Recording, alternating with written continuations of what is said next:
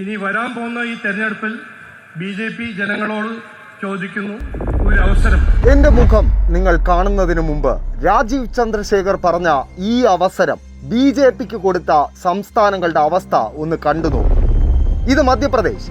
BJP. 18 വർഷത്തിലേറെയായി ഭരിക്കുന്ന സംസ്ഥാനം. അവിടെ സ്കൂളുകളിൽ കുട്ടികൾ ഉച്ചഭക്ഷണം കഴിക്കുന്നത് പ്ലേറ്റുകളിലല്ല, പകരം കീറിയ പേപ്പർ തുണ്ടുകളിലാണ്.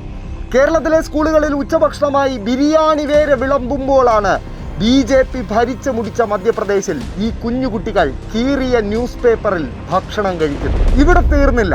ഇനി ബി.ജെ.പി. കഴിഞ്ഞ 2016 മുതൽ ഭരിക്കുന്ന അസമിലേക്ക് നിങ്ങളൊന്ന് നോക്കിയേ. അവിടെ ഗോൽപാറ എന്ന ഒറ്റ ജില്ലയിൽ മാത്രം ഈ വർഷം 5000-ലേറെ മുസ്ലിങ്ങളുടെ വീടുകളാണ് അനധികൃത നിർമ്മാണങ്ങൾ എന്ന് പറഞ്ഞ് ബി.ജെ.പി. സർക്കാർ പൊളിച്ചു തള്ളിയത്. അവിടുത്തെ മുഖ്യപ്രതിപക്ഷമായ കോൺഗ്രസ്, ഏത് കോൺഗ്രസ്, ന്യൂനപക്ഷങ്ങളുടെ സംരക്ഷകരായ കോൺഗ്രസ് പോലും ഈ ക്രൂരതയ്ക്ക് മുന്നിൽ തികഞ്ഞ നിശബ്ദത പാലിക്കുകയാണ്. ഇനി ഇതേ അസമിലെ ബി.ജെ.പി. സർക്കാർ അദാനിയുടെ സിമന്റ് കമ്പനിക്ക് നൽകിയ ഭൂമിയുടെ അളവ് കേട്ട് ഒരു ജില്ല തന്നെ സർക്കാർ അദാനിക്ക് എഴുതി നൽകിയോ എന്ന് ചോദിച്ചത് അസം ഹൈക്കോടതിയിലെ ഒരു ജഡ്ജിയാണ്. ഇതാ അതിന്റെ video. 3,000 because what kind of decision is this? Not you can show you the. Yes. Mr. Sharma, 3,000 because is this some kind of joke or what? No, Lordship, we need it. It's because of. Your need is not the issue, madam.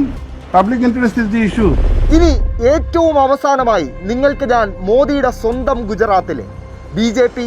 30 വർഷമായി ഭരിക്കുന്ന ഗുജറാത്തിലെ ഈ കഴിഞ്ഞ Covid കാലത്തെ ഒരു കാഴ്ച കാണിക്കാം. മോദി 12.5 വർഷം മുഖ്യമന്ത്രിയായിരുന്ന ഗുജറാത്തിലെ അഹമ്മദാബാദ് നഗരത്തിലെ ആശുപത്രിക്ക് മുന്നിൽ ഇങ്ങനെ ആംബുലൻസുകൾക്ക് ക്യൂ നിൽക്കേണ്ടി വന്നതുകൊണ്ടാണ് ഇന്ത്യയിൽ തന്നെ ഏറ്റവും കൂടുതൽ കോവിഡ് മരണങ്ങൾ ഒളിപ്പിച്ചു വച്ച സംസ്ഥാനമായി ഗുജറാത്ത് മാറിയത്.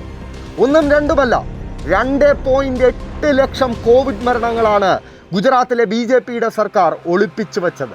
അതായത് കോവിഡ് കഴിഞ്ഞപ്പോൾ പറഞ്ഞതിൻ്റെ 27 ഇരട്ടി മരണം ഗുജറാത്തിലുണ്ടായി. ഇനി ഇതേ കോവിഡ് കാലത്ത് കേരളത്തിലെ സർക്കാർ ഒഴിച്ച് ബാക്കി എല്ലാ സർക്കാരുകളും ചേർന്ന് ഒളിപ്പിച്ച കോവിഡ് മരണങ്ങൾ എത്രയാണെന്നറിയാമോ?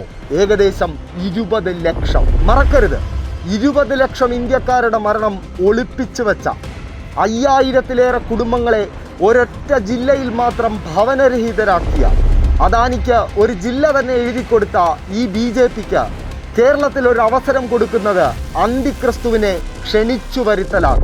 പ്രിയപ്പെട്ട മലയാളികളെ, ബി.ജെ.പിയെ അകറ്റി നിർത്തൂ, കേരളത്തെ സംരക്ഷിക്കൂ.